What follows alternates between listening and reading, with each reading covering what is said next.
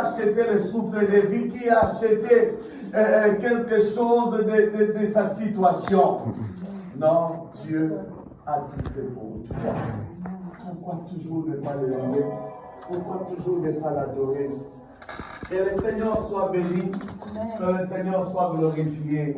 Laisse que son nom soit vraiment, est-ce qu'on peut acclamer le Seigneur? Je ne pense pas comment tu as fait, mais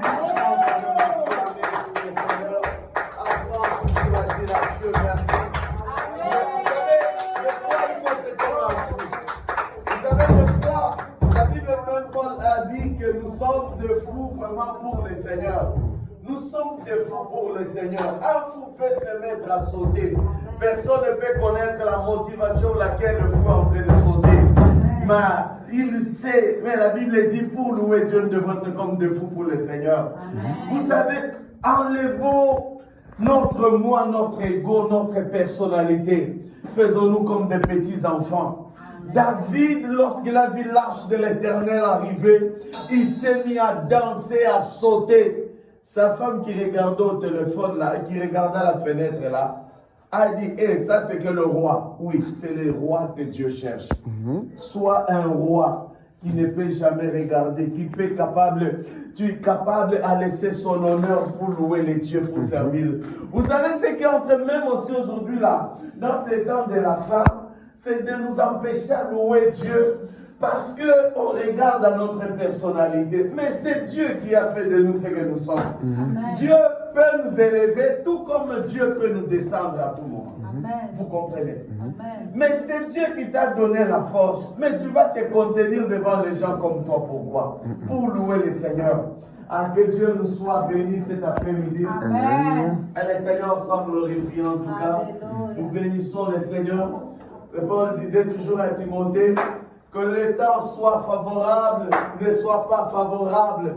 Il a dit prêche l'évangile, enseigne l'évangile. Amen. Si vous êtes arrivés, c'est que Dieu vous comptait. Amen. Nous rendons grâce pour ceux qui ne sont pas là, qui sont peut-être dans d'autres occupations, au travail ou je ne sais pas, malades. Mais nous élevons nos mains au ciel, car c'est que Dieu le bénisse et que Dieu opportunise qu'il soit là. Mais ça fait quelque temps que le Seigneur est en train de me mettre quelque chose particulièrement à parler, à prêcher avec vous ce matin. Mais j'ai pris que le Seigneur, le Saint-Esprit nous conduise à ce que je transmette cette pensée-là. Allons-y, Psaume chapitre 127, le verset 3e. J'aimerais que l'on parle de ces dimensions vraiment qui est très rare à parler, mais le Seigneur m'a conduit là-dessus. Et je sais que je serai une bénédiction pour quelqu'un cet après-midi. Allons-y dans Psaume 127, le verset 3e. Je sais que Dieu m'a envoyé pour bénir la vie d'un parent cet après-midi. Écoutez, c'est ce que le Seigneur est en train de dire, cette parole. Il dit, voici, des fils sont un héritage de l'Éternel. Ce n'est pas moi qui ai écrit. Est-ce que j'ai fait un commentaire? Parce que des fois, les gens nous jugent souvent. Oh, c'était ton commentaire, pasteur. Quel commentaire j'ai fait là? Je n'ai fait aucun commentaire. Je lis ce qui est écrit. Vous comprenez? Il dit des fils, des enfants. Écoutez, parents, que je suis, que vous êtes. Nos enfants, c'est l'héritage de qui? De l'Éternel. Quand Dieu te donne des enfants, c'est que Dieu t'a prêté un héritage. Je vois un parent lui dire un amen, c'est amen. Le fruit de tes entrailles, c'est une récompense. J'ai mal parlé. Parents, j'aimerais bénir un parent cet après-midi. Les enfants que Dieu nous a donnés, que Dieu vous a donnés. Faisons attention. C'est l'héritage de Dieu. Vous savez, j'essaie un peu de méditer là-dessus. C'est quoi un héritage là? Est-ce que quelqu'un peut me dire un peu ce que c'est un héritage? Tout le monde ici a la recherche d'un héritage, non? Vrai ou faux? Moi aussi j'ai besoin. Que quelqu'un me laisse même un champ, un terrain. Hein? Tout le monde en a besoin. Vous faites semblant. Hein? Tout le monde a besoin. Un héritage. C'est quoi un héritage? Qu'est-ce que vous en dites? C'est quoi un héritage? C'est comme tu dis le terrain ou la maison ou les usines, l'entreprise, l'argent au compte. C'est donc on laisse C'est un patrimoine. un patrimoine, on va dire ça, ouais. C'est un patrimoine qu'une personne laisse à son décès. Moi, quand j'étais en train de lire ça, donc, essayons quand même d'aller dans la Bible. Parce que le problème, les gens n'aiment pas aller dans la Bible. C'est un patrimoine qu'une personne laisse à son décès. J'ai commencé à découvrir. On prêche beaucoup, hein.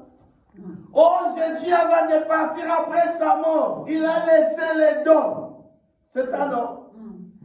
Il a laissé l'église, tout le monde. Alléluia, tout le monde a bougé. Ah, Jésus a laissé plusieurs patrimoines sur la terre. Amen. Votre amen n'est pas du tout. Amen. Amen. Jésus a laissé plusieurs patrimoines à sa mort à la croix et à sa résurrection. Il a laissé beaucoup de choses. Mais l'homme considère que c'est un peu là. Comme l'homme aime toujours le Saint-Esprit, le Saint-Esprit, le Saint-Esprit. Entrons un peu ce matin dans quelque chose, un patrimoine qu'on n'en parle pas souvent. Ce n'est pas moi. C'est bien écrit que les enfants, c'est un héritage de l'Éternel.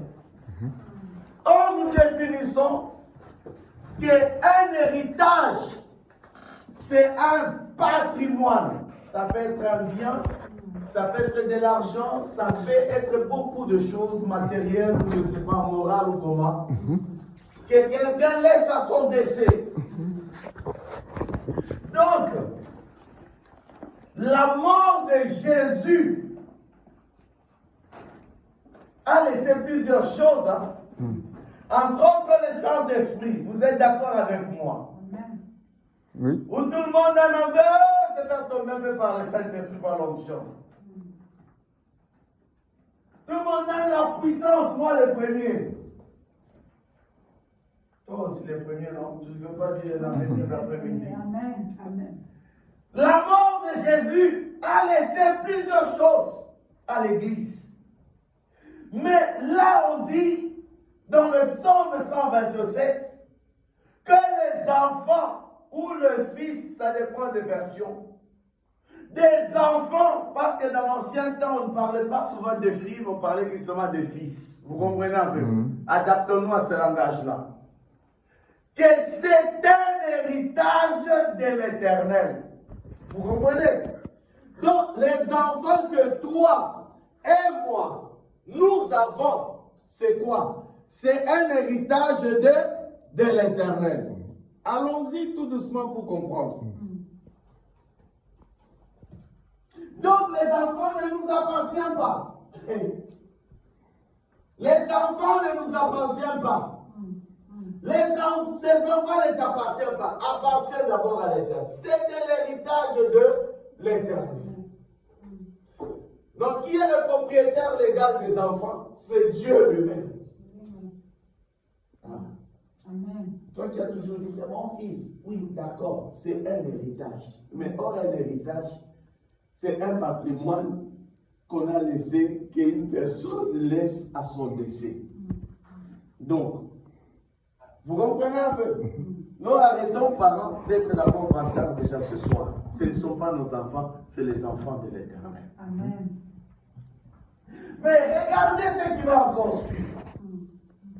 Ce qui va suivre, on est dans Psaume 127, verset 3, s'il vous plaît. Il dit les fruits des entrailles. C'est quoi? c'est une récompense. Ah, ça devient intéressant, non? On a deux mots, héritage et récompense. C'est quoi une récompense? Aidez-moi un peu. Quelqu'un peut m'aider? C'est quoi une récompense? Un cadeau. Un cadeau. Allez-y.